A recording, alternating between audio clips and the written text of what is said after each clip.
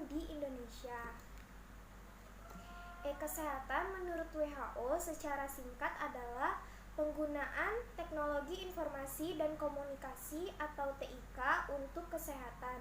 Dalam arti luas, e-kesehatan berhubungan dengan upaya meningkatkan arus informasi melalui sarana elektronik untuk mendukung pelayanan kesehatan dan pengelolaan sistem kesehatan.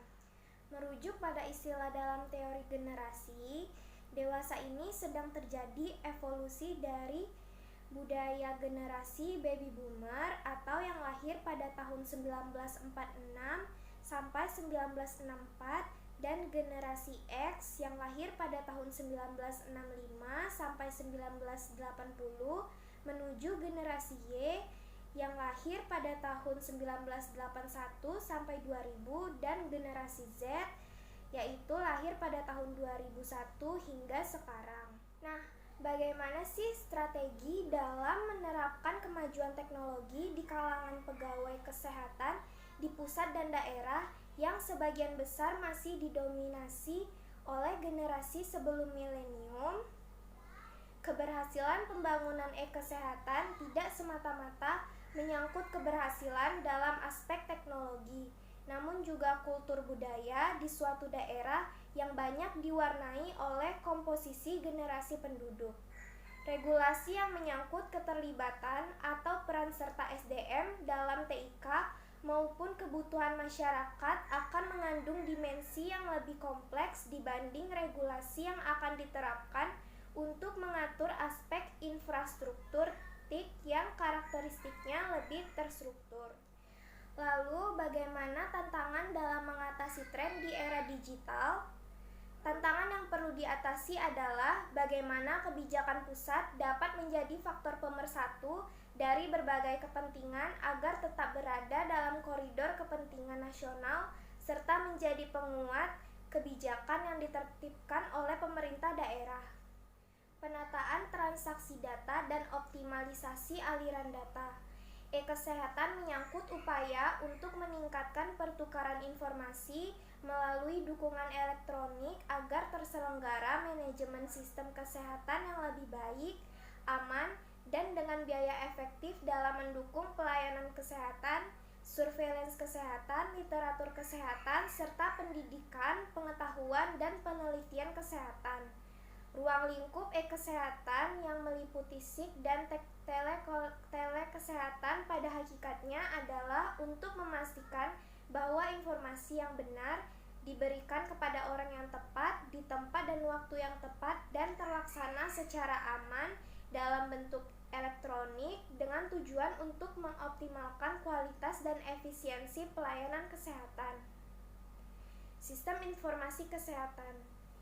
SIK adalah seperangkat tatanan yang meliputi data, informasi, indikator, prosedur, perangkat, teknologi, dan sumber daya manusia yang saling berkaitan dan dikelola secara terpadu untuk mengarahkan tindakan atau keputusan yang berguna dalam mendukung pembangunan kesehatan. Berbeda dengan yang dianut oleh WHO, SIK di Indonesia telah dikembangkan untuk dapat menunjang ketujuh subsistem kesehatan nasional, yaitu upaya kesehatan, penelitian dan pengembangan kesehatan, pembiayaan kesehatan, sumber daya manusia kesehatan, sediaan farmasi, alat kesehatan dan makanan, manajemen dan regulasi kesehatan, dan pemberdayaan masyarakat.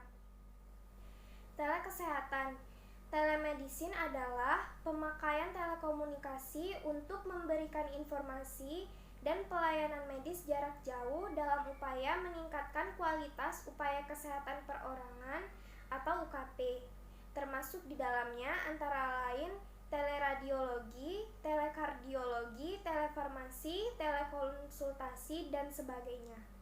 Telekesehatan atau telehealth adalah pemakaian telekomunikasi untuk memberikan informasi dan pelayanan yang lingkupnya lebih luas, termasuk kepentingan konsumen dan pengguna akhir yang menjadi fokus kegiatan peningkatan upaya kesehatan masyarakat.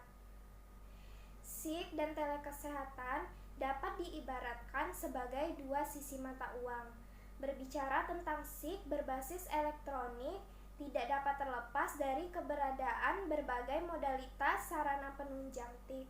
Sebaliknya, berbicara tentang telekesehatan tidak terlepas dari SIK oleh karena dalam sistem pelayanan kesehatan, peran telekesehatan semata-mata merupakan sarana penunjang untuk melakukan komunikasi jarak jauh dan data yang dihasilkan akan disimpan dalam database yang menjadi bagian dari SIK, rekam medik elektronik, dan rekam kesehatan elektronik.